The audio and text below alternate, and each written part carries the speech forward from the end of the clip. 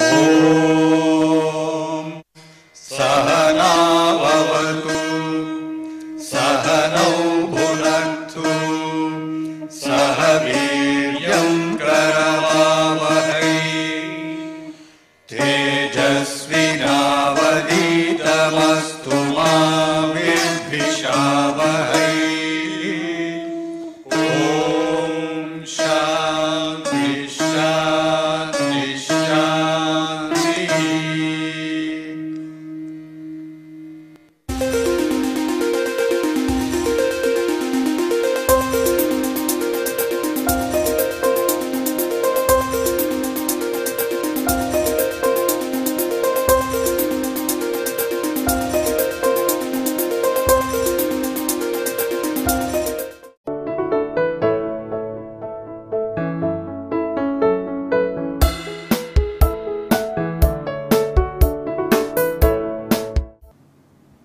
So, this will be lecture number 29 on mechanical measurements. We will continue our discussion regarding velocity measurement, and in fact, this lecture will bring to a close the second module. So, what we are going to do in the lecture today is to discuss further the laser Doppler velocimetry. For understanding the method which uses what is called the reference beam system, we need to understand a little bit about the Doppler effect. And in fact, the Doppler effect is common not only to optical waves, light waves, it can also be used for the ultrasonic waves. So, I am going to generalize the discussion on the Doppler effect, so that we can also look at what is called the acoustic Doppler velocimeter. The common feature is that the theoretical basis is the same for the Doppler velocimeter, laser Doppler, as well as the acoustic Doppler velocimeter. I will also discuss in some detail the case of time of flight velocity measurement, and also I will look at what is called the cross correlation method of measuring velocity. So, this will form the general pattern for today. Before we proceed with the rest of the thing, let us introduce the Doppler effect, and let us try to understand what this Doppler effect is. Suppose we consider a wave. In this case, I am considering to start with waves which are optical waves or light waves. They are actually electromagnetic waves, which means that the waves have both the electric field and the magnetic field varying with respect to both space and time. The waves propagate with a velocity equal to c, that is the speed of light, and as you know, the speed of light is very large, equal to 3 into 10 to the power of 8 meter per second. The fundamental relationship which we are going to make use of is the relationship between the frequency, the wavelength, and the speed of light. So, we know that the speed of light c is the product of the wavelength and the frequency. Frequency represents variation with respect to time, while the wavelength represents variation with respect to space direction. So, the electromagnetic radiation will be characterized by, as I have shown in this sketch here, the incident wave has a frequency f and the wavelength lambda. And what I am going to do is to look at what happens when a wave is incident on a particle which is moving at a velocity v. In this case, what I have done is deliberately taken a particle which is moving in a direction perpendicular to the incident wave. So, later we will of course generalize this whole thing. So, we can identify two things: the particle, because of its property, the electrical properties, it is going to in general scatter the incoming radiation into all directions. So, we can take a look at what happens in a particular direction, the scattered wave being considered in a direction with respect to the velocity vector of the particle. The particle is the scatterer, the incident wave is coming with a frequency f and a wavelength equal to lambda, and the scatterer is moving with a velocity equal to v in a direction perpendicular to the incident wave, and I am looking at what is happening to the scattered radiation in the direction making an angle theta with respect to v, the velocity vector. So, let us write the appropriate equations for this case. The first one is of course the incident wave f, the frequency of the incident wave is the velocity of light divided by the lambda. In case I am applying this equation to a wave of different type, for example, acoustic wave, the c will be the speed of the acoustic waves. So, this is a general expression, but right now I am just looking at the optical waves. So, c by lambda equal to f is the for the incident wave, the f is the incident wave frequency given by c by lambda. So, let us look at what happens to the wave which is scattered in this direction. The particle is moving, it has another way, in other words it has got a velocity v and it has got a component in the direction of the scattered wave. So, v times cosine of this angle theta is the velocity of component in the direction of the scattered wave. Therefore, the scattered wave is going to move with a velocity greater than the speed of light c, because a certain velocity due to this component is going to be added to that. So, we will generally say that the speed has changed from c to c plus v cosine theta in this case. Of course, if it is in the other direction it would be negative. So, it could be either the speed can be either higher or lower depending on the angle theta. In this case angle theta is less than 90 degrees, therefore, it is a cos theta is positive. So, I am going to get this one. The fundamental observation which we call as the Doppler effect is the following. The lambda, the wavelength of the radiation does not change.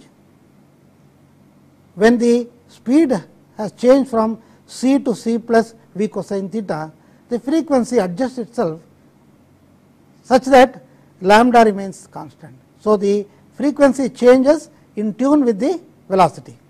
So, we will say that f dash, the frequency of the scattered wave which is shown here f dash, which is still at the same wavelength lambda, is given by c plus v cosine theta, that is the velocity in the direction of the scattered radiation because of the additional v cosine theta term divided by lambda. So, we will generally say that the difference between the f dash, the scattered frequency, and the incident frequency is called the Doppler shift. F dash minus f is equal to c plus v cosine theta by lambda minus c by lambda. So, it gives to v cosine theta by lambda. So, the Doppler shift in this case is due to the movement of the scatterer, and it has got a component in the direction of the scattered radiation, or I am looking at it in a direction where the scattered direction has got a component of the velocity of the scatterer in that particular direction. Suppose I look at the wave in the forward direction, the incident direction, let us say forward direction, theta will be 90 degrees and therefore, v cos theta will be 0. Therefore, there will be no change in the frequency of the radiation as it gets scattered in the forward direction. So, in any other direction, if it gets I am sorry, if it is scattered in a direction, for which theta is not equal to 90 degrees, that means that the forward wave, forward direction is actually theta equal to 90 degrees. In that case, there is no shift in the frequency. The shift is there for all other angles. So, as long as theta is not equal to pi by 2 in this particular case. So, what happens in the general case? In the general case, we have a scattering particle and the incident radiation may be incident on it at an angle theta I. Actually, the entire thing need not be in the same plane. The incident wave, the scattered wave, and so on need not be in the same plane. We can generalize it. Even though I am not able to draw a figure in the 3-dimensional space, I have just drawn a 2-dimensional figure. The incident wave is incident on the particle or the scattering particle at an angle equal to theta I, this is the incident angle, and the scattered wave I am looking at in this particular direction. I can choose whatever direction theta is, and the velocity of the particle is in this direction.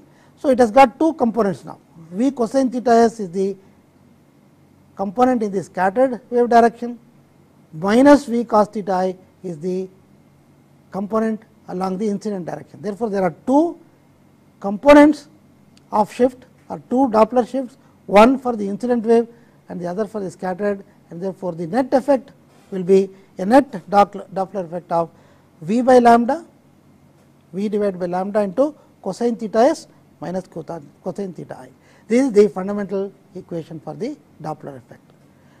So, what we are going to do is to now look at a laser Doppler velocimeter and see how it functions, how it uses this Doppler effect to measure the velocity of a disturbance or a particle which may be present in the flow.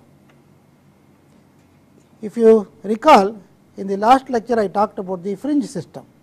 In the case of fringe system, the two beams of a laser which are going to intersect at a focal point of the lens are going to interfere and form a set of interference fringes, and the particle which is present in the fluid is going to go across this fringe system and gives you a burst signal from which we are able to get the velocity.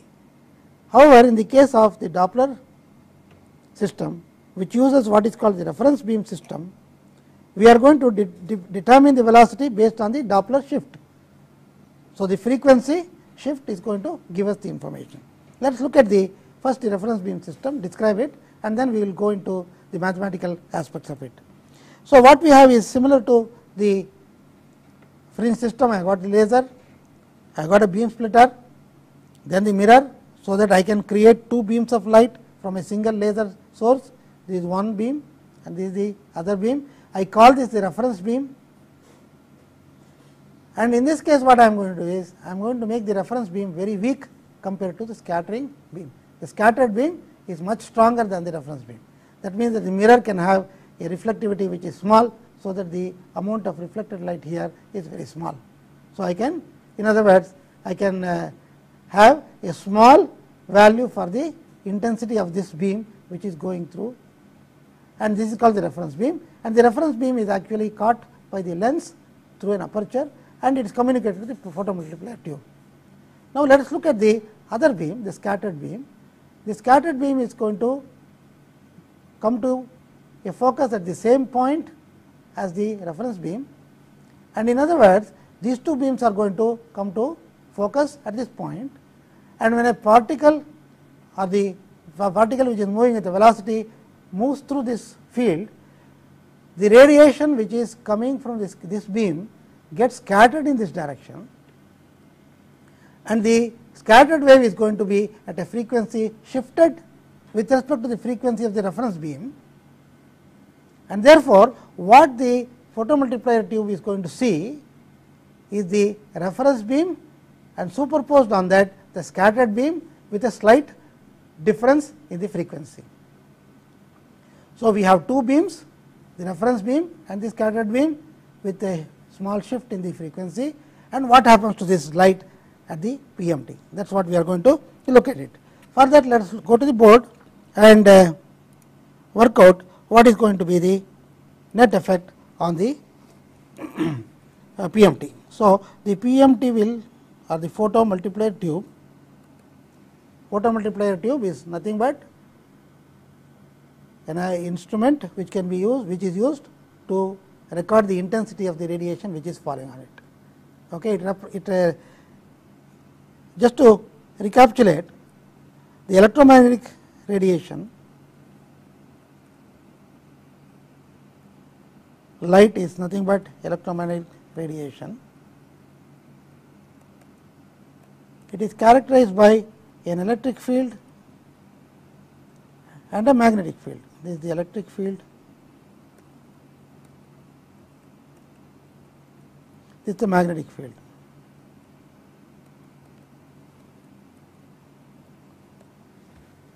If radiation is passing in this direction, this is the direction of propagation.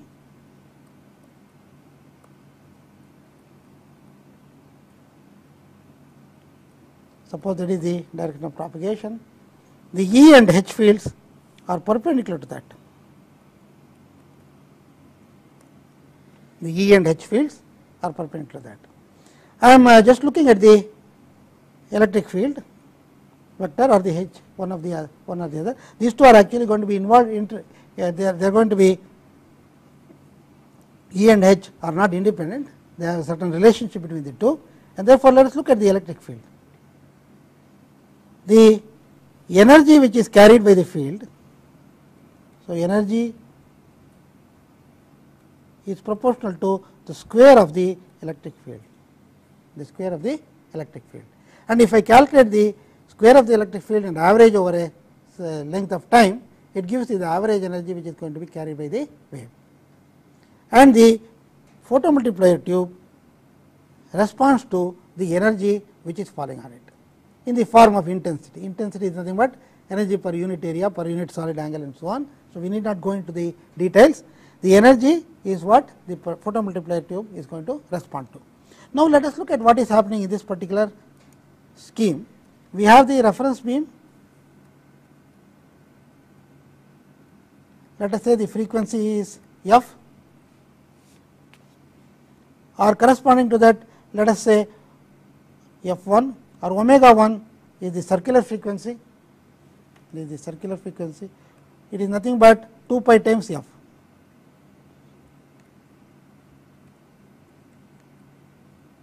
It's just that I am just introducing this, and the scattered beam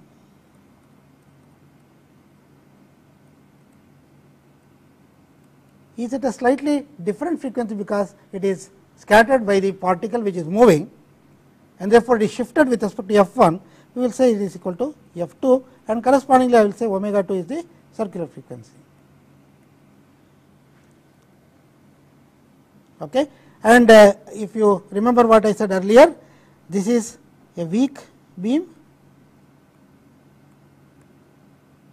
We have chosen it to be weak beam. The scattered beam is also weak, because even though I have a large intensity beam passing through that focal point, only a small amount is going to be scattered, because it depends on the number of scattering elements present there, and therefore, the scattered intensity is usually weak. And in fact, that is the reason why I want to make the reference beam weak, so that I am going to combine two beams which are relatively of the same intensity or same magnitude. So, the total energy, this is indicated by the photomultiplier tube, consists of the sum of two things. One is the energy due to the incident beam, and then I have the, so I am going to add two vectors. So, I will say this is E 1 cos omega 1 t plus E 2 cos omega 2 t square of this. This is the instantaneous value, I am just squaring the value, and this will consist of three terms, E 1 squared cos squared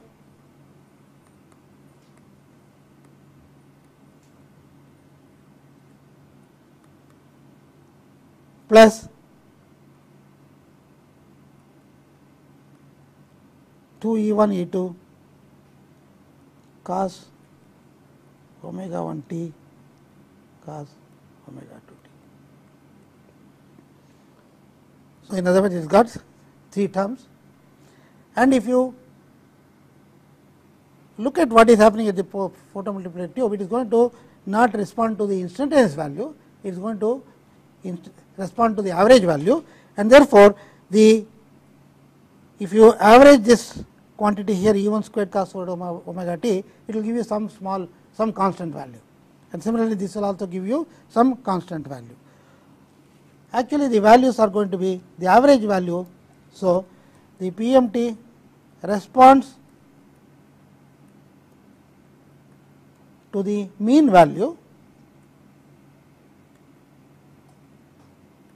So, that will be given by E 1 squared by 2, E 2 squared by 2, and the third quantity is E 1 E 2 proportional to E 1 E 2 cos omega 1 t cos omega 2 t. This can be rewritten as E 1 E 2 cos, by using trigonometric relation, omega 1 plus omega 2 into t plus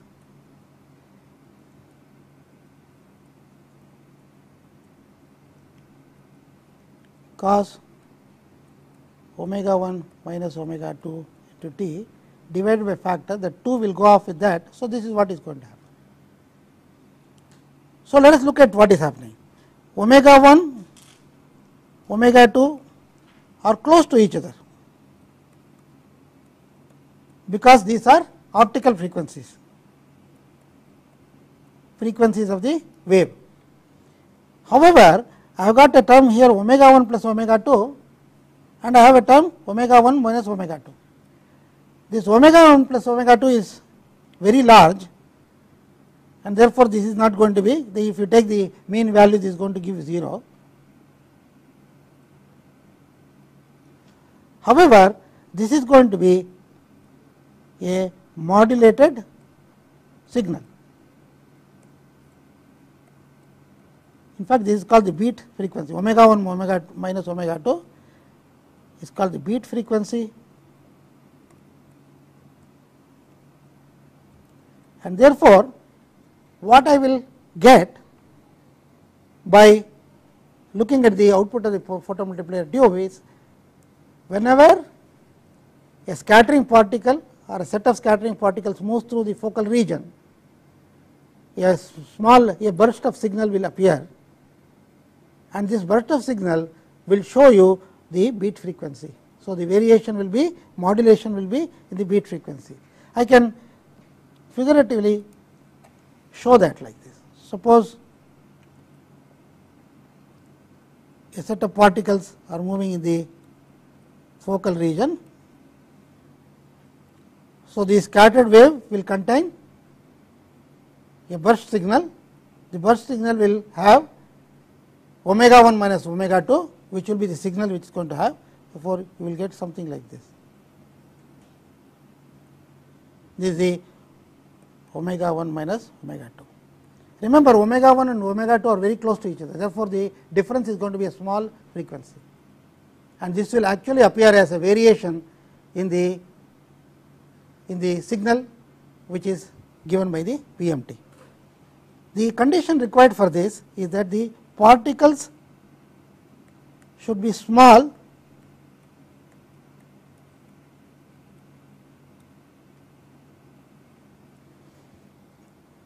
large particles will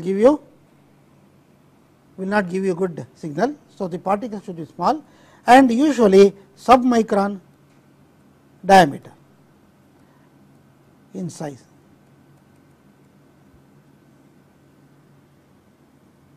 So, if you look at for example, the wavelength of the light, lambda, the wavelength in the visible part of the spectrum.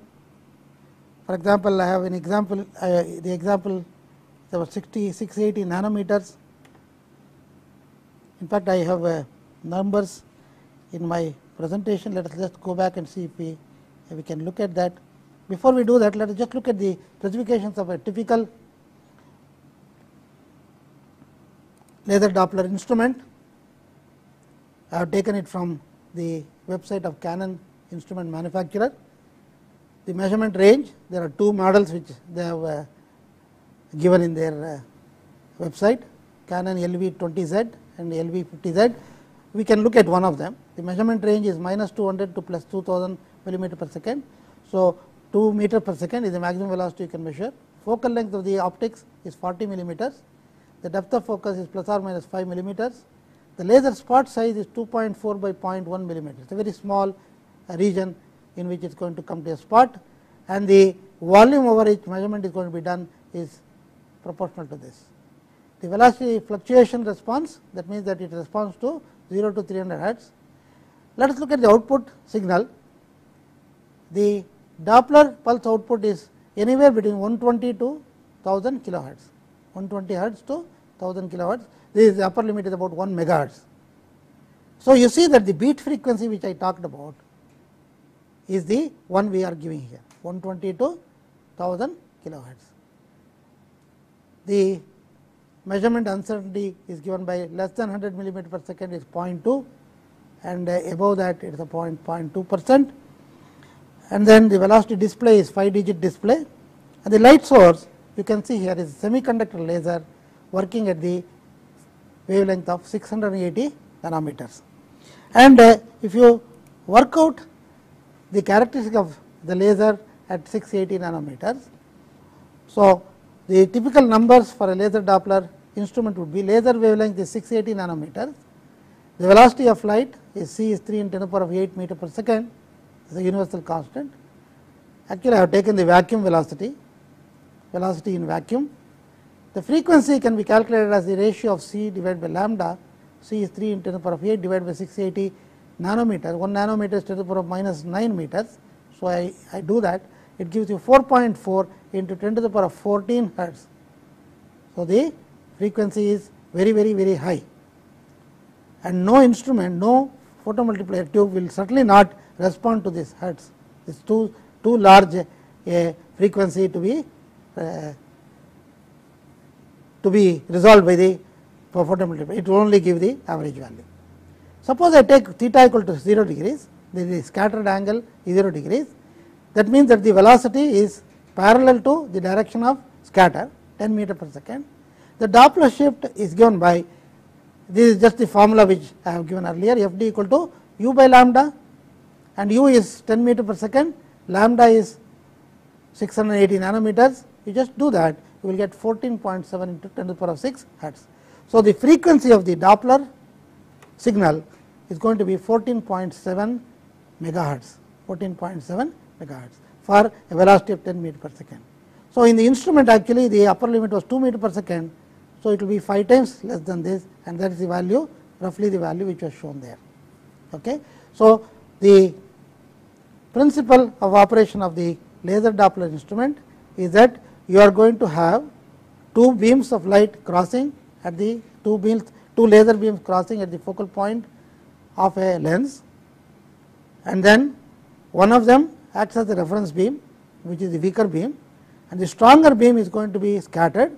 In fact, you can see that the weaker beam also is going to be scattered, and the idea is that this amount of scattered light because of the weaker beam is so small that the PMT is not going to respond to that.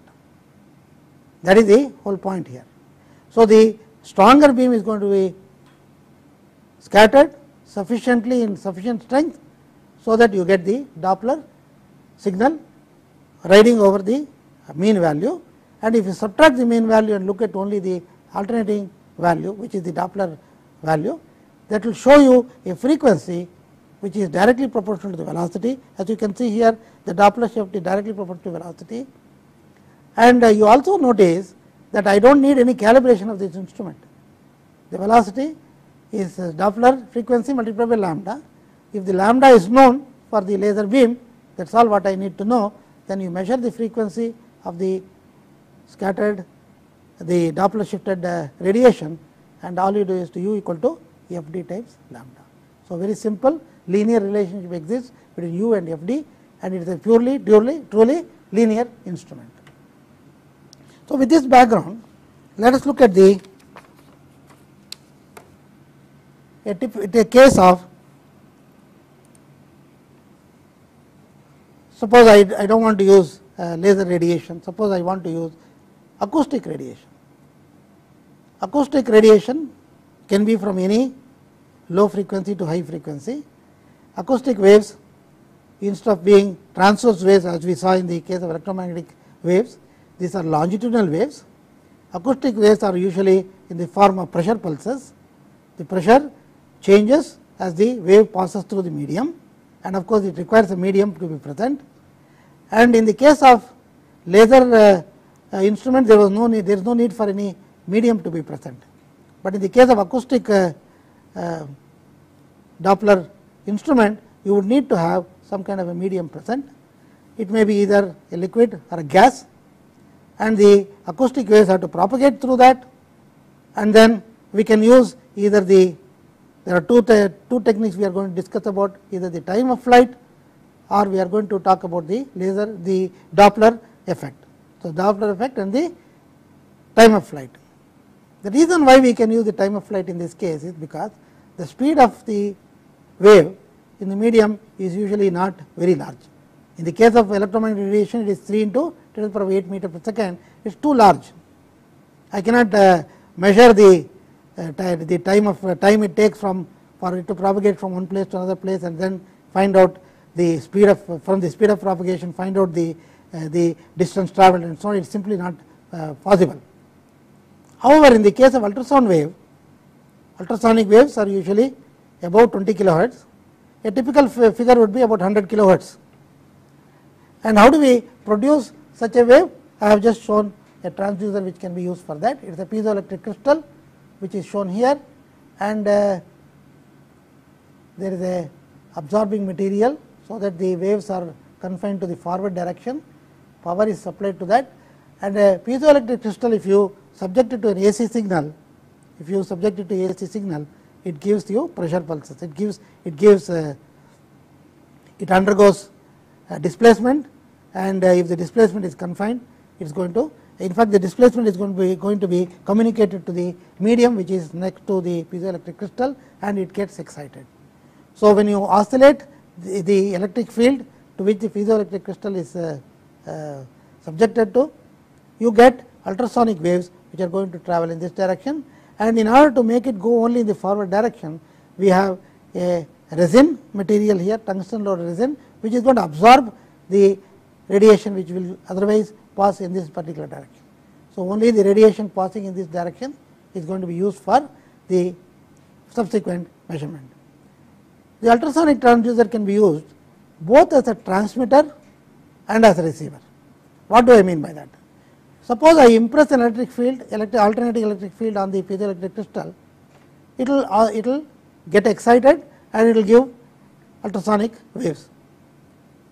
However, if I subject it to incoming acoustic wave, for example, some ultrasonic wave is coming and impinging on that, it will give rise to an electrical signal.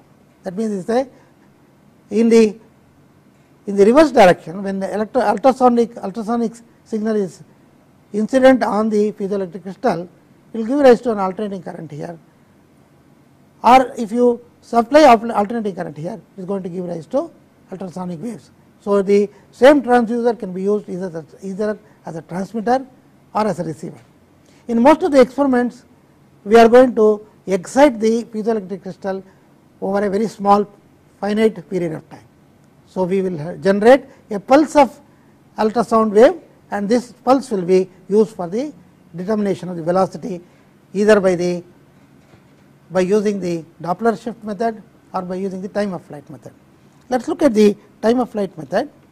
I have just indicated a schematic here. So, I have a tube which is carrying a fluid moving at the velocity v. This velocity v I can take as the mean velocity. Okay? And in order to have a sufficiently long length of travel for the wave, I have a long length like this, and the inlet fluid is coming here, it travels along this length of this cell and then gets out here. So, that this is the place where I am going to make the measurement. I have got a transmitter here and a receiver here, and I will call this station number 1 and station number 2. The fluid is always coming in here and going out here.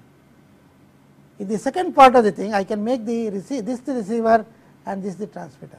Okay? I can change the role of the transmitter and receiver by just driving this and receiving the signal here, or driving this and receiving the signal at this place. So, what am I essentially doing? I have the transmitted beam which is going to go through this medium, and I have shown a wave which is passing through. This wave is shown with respect to time, it is not with respect to space. So, the frequency is some value f in the forward direction, and in the backward direction you can see that the frequency has slightly changed, because there is a velocity component in the direction of the propagation of the wave, and the value of the velocity when it is moving in this direction is v plus c for the propagation speed. In the second case, when it is moving against the stream, it is v minus c. So, let us look at the time of flight, the time taken by the wave to travel from the transmitter to the receiver. In the first case, path 1 to 2, 1 is the left point, 2 is the right point. The wave travels at a speed of c minus v, the wave travels at a speed of c minus v, and therefore, time of flight is given by time is nothing but the distance travelled divided by the velocity. So, L divided by c minus v. So, this is for the forward path. So, if I look at the path from 2 to 1, the wave travels at a speed of v b equal to c plus v. It is travelling faster now, and therefore, the time of flight is equal to t 2 1 equal to L by c plus v. So, if I now form the following, I take the difference between the two speeds, two times of travel or the times of flight, t 1 2 minus t 2 1 will be given by L by c minus v minus L by c plus v. It comes to 2 L v by c squared minus v squared. V is the velocity of the medium, c is the speed of the wave. And usually in practice, if I am, for example, if I am having water in the water as the flowing fluid in the tube, the velocity may be a few meters per second, and the velocity of the wave, ultrasound wave, is the same as speed of sound, which may be about more than a kilometer per second. It is almost like 1.5 kilometer. Therefore, you can see that I can ignore this portion with respect to c squared, and therefore, approximately I can say that the difference t 1 2 minus t 2 1, the difference in the times of flight is 2 L into v divided by c squared. In fact, I can also multiply t 1 2 and t 2 1, and you see that I am going to get L squared by c squared minus v squared, which is roughly equal to L squared by c squared for the same reason, because the velocity is usually very small compared to c squared. Now, you see that t 1 2 t 2 1, if I now combine these two equations, if I divide t 1 2 t 2 1 by t 1 2 minus t 2 1, that is what I have done here.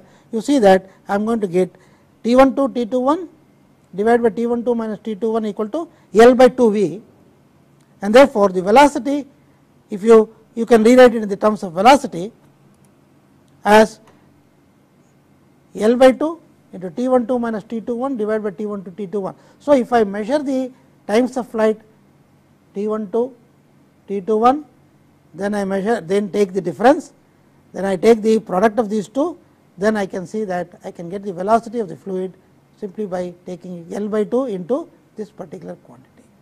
What is interesting in this particular expression is that the speed of sound or the wave speed has completely disappeared. So, I need not worry about what is the speed of the wave in the medium, it is not going to come into the picture. So, if I manipulate such that I measure these quantities t 1 2 t 2 1 and I calculate this ratio t 1 2 minus t 2 1 to t 1 2 t 2 1, I directly can measure the velocity. Again, you see that v is a linear function of this. L is of course the distance between the two receiver and this transmitter, which is already known. We can measure it by using a scale, and therefore, L is known. Therefore, there is no need for any calibration here. All you do is measure this quantity and then you get the velocity. So, let us look at the situation where such a thing can be used. One arrangement is what is called a clamp-on type ultrasonic mean velocity meter. So, I have a transmitter and I have a receiver. Of course, this can become a transmitter or receiver depending on whether I drive it or I use it in the receiver mode, and then the flow is taking place here. The acoustic wave is going to travel across like this, and when it travels in one direction it is going to be slowed down, in the other direction it is going to be speeded up, and therefore, the times of flight are different for the two directions, and whatever I discussed earlier, similar expression can be done for this case also. So, a schematic of an instrument which uses time of flight measurement is shown here. I have the pipe carrying the fluid, I have the transmitter receiver here, another transmitter receiver here, and then I drive it by using a pulse generator. The pulse generator is used to drive. So, pulse generator will first drive this, and after a gap it will drive this. Okay, it will alternate, it will drive this and this alternatively. So, first it will, let us say this becomes the transmitter. After some time this is going to receive a signal, and this multiplexer will look at two signals, one which is coming from the transmitted from here and received here, second one transmitted from here and received here, and then it will synchronize with the, it will with respect to the pulse generated signal, it will calculate the measurement time. This is all done electronically. If necessary, there can be an amplifier here, so that the amplified signal is going to be used for the time measurement, and from the time measurement I can calculate the quantity T12 T21 divided by T12 minus T21 or the inverse of that, and that is your output, and this output is directly proportional to the velocity v. So, the time of flight schematic which is shown here requires some complicated electronics, but it is possible to directly measure the velocity and it does not require any calibration, that is the important thing. And the other advantage of the ultrasonic measurement is that the medium need not be very clean, it can be any, it can have even particles, it can be dusty, it can have any for example, air bubbles can be present and so on, slurries we can use, we can measure the velocity of slurries and so on, these are some of the advantages. However, the quantities which you are measuring are really very small, and therefore, the time measurement becomes very critical.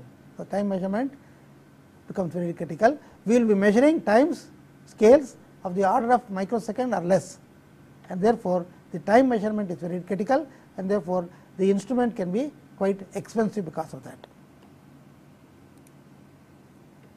Let us look at one other way of doing this. Suppose I have a scatterer present in a medium and the scatterer is moving with velocity u.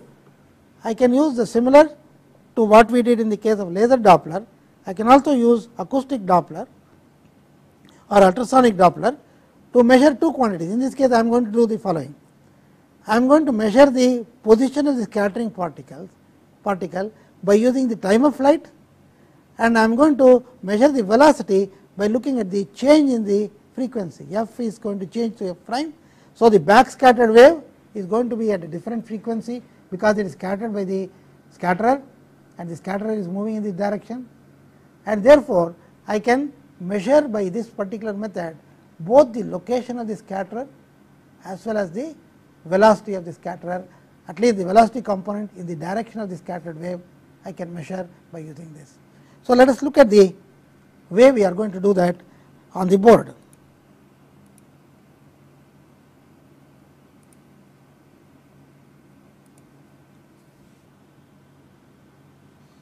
Okay, let us look at what we have done there. We have a transmitter receiver here, and somewhere along this direction there is a particle or a scatterer which is moving with a velocity equal to u, and I would like to measure the velocity u, and also I would like to measure the distance between these two, that is the distance x s. So, at t equal to 0, suppose I say that we have a acoustic signal. After some time I will receive a signal like this. So, this is the transmitted signal and this is the received signal. Okay.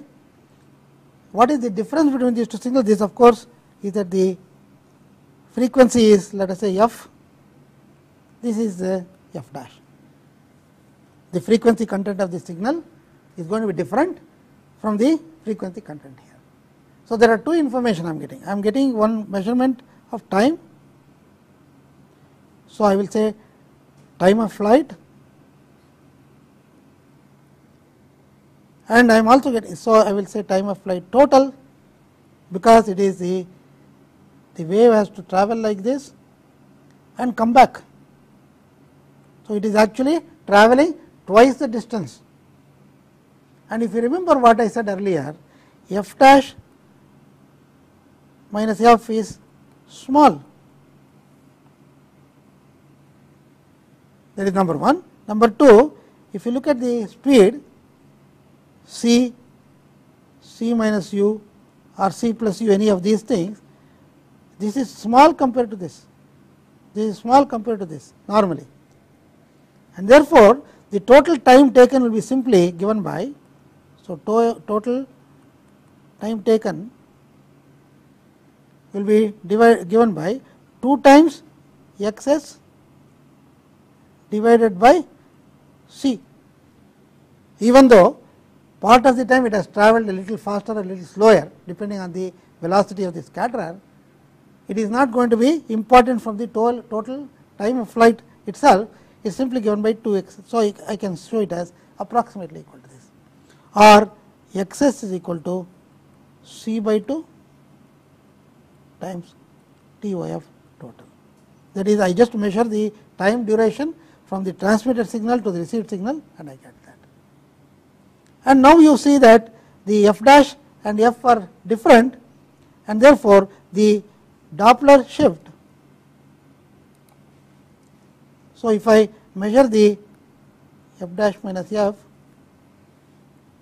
I need to do modulus value. It can be either positive or negative, and this will be nothing but multiplied by lambda will give you the velocity of the particle. This is very easy to see. This is just like what we had in the case of the laser Doppler instrument also.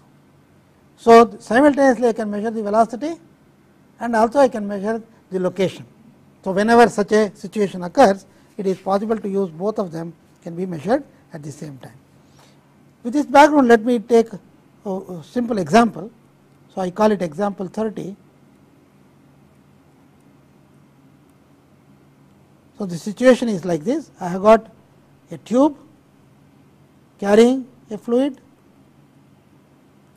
whose velocity I want to measure, and the transmitter receiver are kept at an angle of 45 degrees. So, there is a transmitter receiver pair like what I showed earlier. So, I am going to make the measurement of the time of flight. This is d equal to 0.1 meter, and we will assume that the fluid velocity is given by 2 meter per second. So, what am I going to measure? I am going to measure T12, that is, this is 1 and this is 2. I am going to measure T21. I am also going to measure the and T1 to T21, these are the products, and also I am going to get the ratio which I talked about earlier. So, we will call the ratio tau as delta T divided by T1 to T21. Suppose I have water as the fluid, the speed of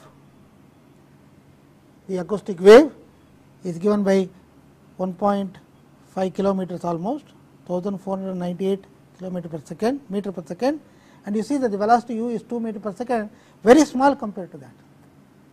It is very small compared to that. And in fact, I can show that the delta t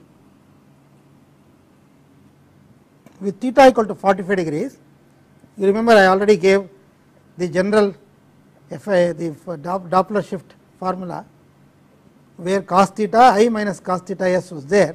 So, all I have to do is to use that, and I will leave the intermediate steps to the student. So, it will come out to be 2d cos theta v divided by c squared. The difference in T12 and T21 is 2d cos theta v by c squared, and theta is 45 degrees. All I have to do is to substitute that value.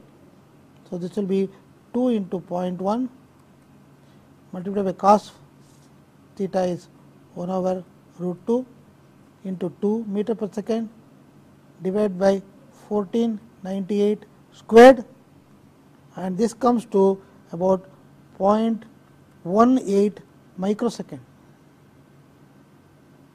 The difference in time between the forward path and the reverse path, or the time taken by the acoustic wave to propagate in the forward direction minus that in the backward direction, is about 0.18 microsecond. That means that our measurement of time must be very accurate.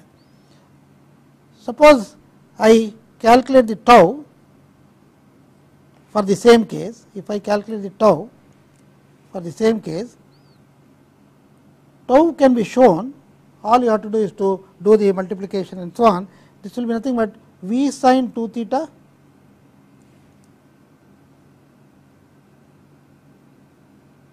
v sin 2 theta divided by d for this particular case. You can put the values of T1 to T21 and so on, and then get this. This will be sin 2 theta is because theta is 45 degrees, sin 2 theta is sin 90 is 1. This becomes simply equal to v by d for theta equal to 45 degrees. In fact, that is the reason why we choose the 45 degree angle in this case. And you will see that V by d, V is 2 meter per second, d is 0.1, it comes to 20 per second. So, tau is a very good indicator, because it is a large value, and if we can calculate that directly by using electronics to do that, you will get a number like this. And let us take one more example in order to calculate the Doppler shift.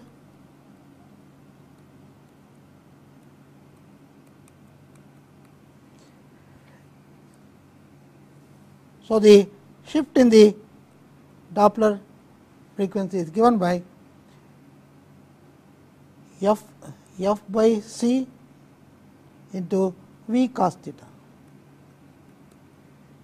The Doppler shift is given by f by c into v cos theta. We have seen this earlier, and all I have to do is to substitute the values. Let us assume that the frequency f is 100 kilohertz, and the speed is again 1498 meter per second.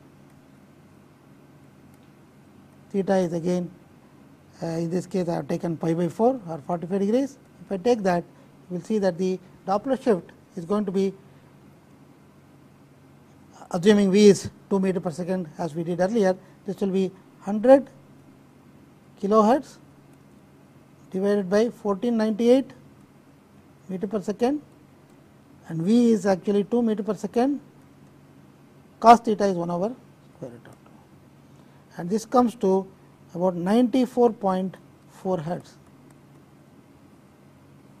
It is a very small frequency. The Doppler frequency is about 94.4 hertz, and if you look at the output waveform, you will see the following. You will see this is the something like this is 100 kilohertz. If I take, the other one will be like this.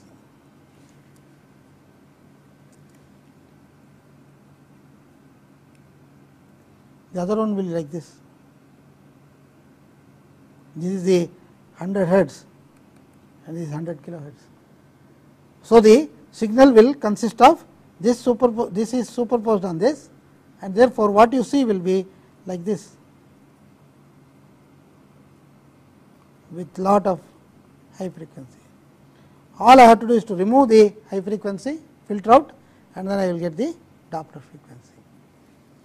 So, with this we have looked at two ways of using the acoustic velocimeter. One is using the time of flight, the other one is using the Doppler shift. And now let us go back to the presentation where I have another simple method also discussed. This is called the cross correlation type velocimeter, very simple in the operation. So, we have the flow taking place through the tube as usual, and we have two transmitters and two receivers arranged at two locations, one here and the other one somewhere downstream. Suppose a small disturbance is there in the fluid, for example, it could be air bubbles or some particles. The particles will go through this region, and after some time it will cross this region. So, when suppose the transmitter and receiver are always on, so I have a acoustic beam which is going through from the top to the bottom. When the disturbance passes the beam, it will give rise to a small change in the signal which is received. Therefore, S1 will show the presence of the disturbance at some particular time, and after certain time the same disturbance will pass through this region, and I will get the disturbance at S2. Therefore, the disturbance will propagate presumably at the same speed as the same speed of the flowing fluid, and therefore, if I look at the S1 and S2, I will get the following. S1 is the signal with respect to time. I get a small blip here, the value of the intensity has come down because scatterer has passed through the region, and I get a blip like this, and after a certain time delay tau, I I get the second one is going to show the presence of the blip. So, from here to here there is a, suppose I take the product of S2 multiplied by S1 with the t minus Td. So, the product of these two with different time delays, if I take with different time delays, you will see that when the time delay is exactly equal to tau, which is called the correlation time or the cross correlation time, what will happen is that you are going to get a big signal here, big blip here.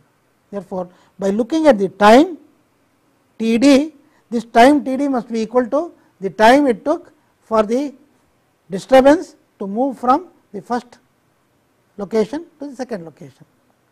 Therefore, I am measuring directly the time taken by the disturbance to move, and therefore, it is very easy to see that the velocity must be equal to the distance between the two stations divided by the correlation time tau. So, the correlation time measurement is a very simple way of doing it. Only thing is you require 2 receivers and 2 transmitters and a certain length of the pipe in which the flow is allowed to take place, and it is possible to measure the velocity. So, with this we are coming to, we are bringing to close our discussion on velocity measurement. And if you remember, we said that the module 2 would be actually considering measurement of fundamental quantities or primary quantities like velocity, the temperature, pressure and velocity. So, we have completed that in the set of lectures starting somewhere between 9th lecture 9 and now 29, we have taken about 20 lectures to complete that. The module 3 will start from the